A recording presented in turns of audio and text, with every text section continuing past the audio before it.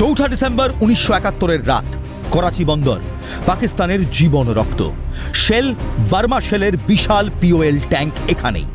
Indian এয়ারফোর্সের Canberra PR-106 স্কোয়াড্রনের photo নেয়। পরিকল্পনা সহজ। জামনগর থেকে উড়ে আসছে 4টি ক্যানবেরা BI Mk2 পাকিস্তানের 50% জ্বালানি ধ্বংস করতে। চৌঠা এবং 5ই ডিসেম্বর রাত 10টা উইং কমান্ডার SP সাবরওয়ালের নেতৃত্বে 4টি ক্যানবেরা 35 স্কোয়াড্রনের জামনগর থেকে উড়ে যায়। Hunter escort.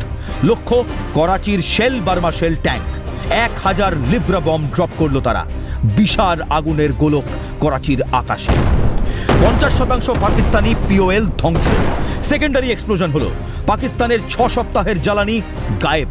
6 ডিসেম্বর রাত 2টো ক্যানবেরার রিপিট স্ট্রাইক।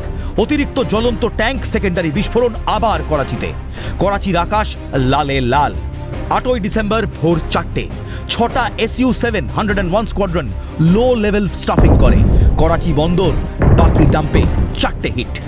পাকিস্তানি এয়ারফোর্স, আর্মির জ্বালানি রেশনিং শুরু। 6 সপ্তাহর স্টক এক নিমেষে শেষ। ইন্ডিয়ান এয়ারফোর্স 1 ক্যানবেরা AAA-তে লস হলো, কিন্তু করাচি অবরুদ্ধ। পাকিস্তানের অর্থনৈতিক হৃৎপিণ্ডে মারাত্মক আঘাত। করাচির অয়েল স্ট্রাইক পাকিস্তানের যুদ্ধ চালানোর ক্ষমতা রীতিমতো ভেঙে দেয়। 3 বিলিয়ন অর্থনৈতিক ক্ষতি। পাকিস্তান এয়ারফোর্স অপস লিমিটেড হয়ে গেল। Army movement restricted.